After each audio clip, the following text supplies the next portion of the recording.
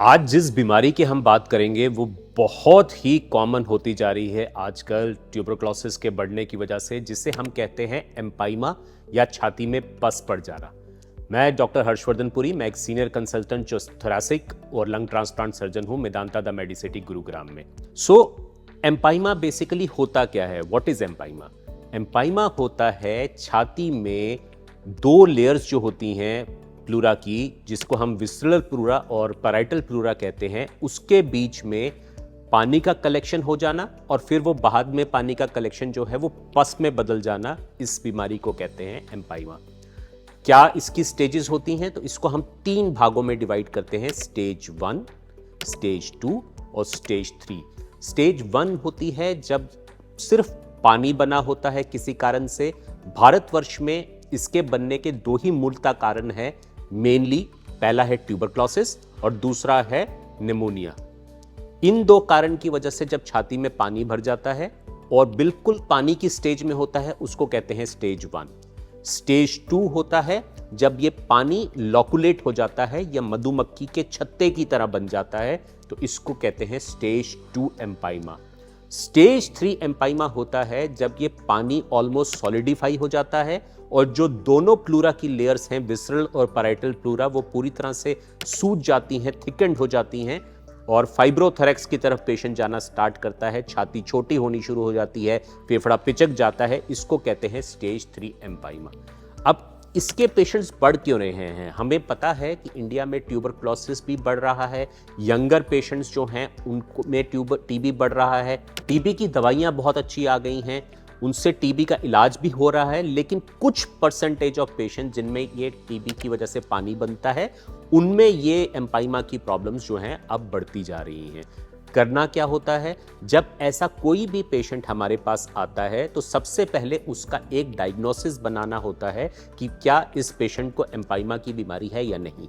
उसके लिए सबसे इंपॉर्टेंट जांच जो है, जो हम कराते हैं, वो है CECT थोरैक्स या छाती का CT कराना। इस छाती के CT से हमें कई जानकारियां मिलती हैं, जैसे पेशेंट का फेफड़ा कैसा है, लेयर कितनी मोटी है, पानी कैसा है, उसमें क्या क्या चीज़ें हम और देख पाएंगे, बाकी दूसरा फेफड़ा कैसा है, क्या अभी भी सक्रिय टीबी है या नहीं। ये जांच करने के बाद कुछ पेशेंट्स में हम ब्रोंकोस्कोपी की जांच भी कराते हैं, जिसमें हम अंदर से बलगम लेके उसकी एडवांस टेस्टिंग करते हैं। तो ये 2 मेन जांचें होती हैं जो एम्पाइमा के डायग्नोसिस तक हमको पहुंचाती हैं। इसके बाद पेशेंट की इलाज की प्रक्रिया स्टार्ट होती है। आप देखेंगे कि जो एम्पाइमा का पेशेंट हमारे पास प्रेजेंट करता है वो बहुत ही बुरी स्थिति में होता है, ना तो वो खाना प्रॉपरली खा पाता है, ना चल पाता है प्रॉपरली। तो हम क्या करते हैं, इस पेशेंट को प्री ऑपरेटिव रिहैबिलिटेटिव थेरेपी देते हैं। इसमें क्या होता है, पेशेंट को अच्छी एक्सरसाइज कराई जाती है, अच्छी फिजियोथेरेपी कराई जाती है, अच्छी डाइट दी जाती है, उसकी जो दिनचर्या है उसको बेहतर किया जाता है। एटलीस्ट ये हफ्ते भर तक चलता है और उसके बाद हम उसको प्रिपेयर करते हैं सर्जरी के लिए। सर्जरी कैसे की जाती है और कौन सी की जाती है? इसमें जो सर्जरी की जाती है उसको कहते हैं डीकॉर्टिकेशन। डीकॉर्टिकेशन मैंने अपने कई वीडियोस में और भी समझाया है क्या किस प्रकार की सर्जरी होती है। ये सर्जरी भारतवर्ष के कुछ और भी अस्पतालों में होती है, पर वहां ये छाती को खोल के ओपन करके की जाती है। हमारे यहाँ पे ये सर्जरी दूरबीन से 3 छोटे छोटे छेदों से होती है। बहुत ही बढ़िया रिजल्ट आते हैं दूरबीन की सर्जरी होने के कारण। और हमारे यहाँ पे Medanta centre institute of chest surgery में ERAS प्रोटोकॉल भी अप्लाई किया जाता है, जिससे जल्दी से जल्दी इन पेशेंट्स को बेहतर किया जाए। इनकी दूरबीन की सर्जरी होने की, वैट्स की सर्जरी होने की वजह से, ERAS प्रोटोकॉल फॉलो करने की वजह से, अच्छे नेगेटिव सक्शन डिवाइसेस होने की वजह से ये पेशेंट बहुत जल्दी ठीक हो जाते हैं और अपनी दिनचर्या में चले जाते हैं।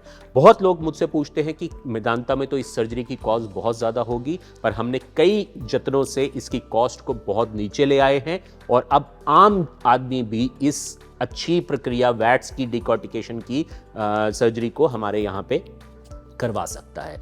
आप कुछ भी और एम्पाइमा के बारे में जानना चाहते हैं तो दिए गए नंबर पे हमारी हेल्पलाइन पे संपर्क कर सकते हैं। धन्यवाद, नमस्कार।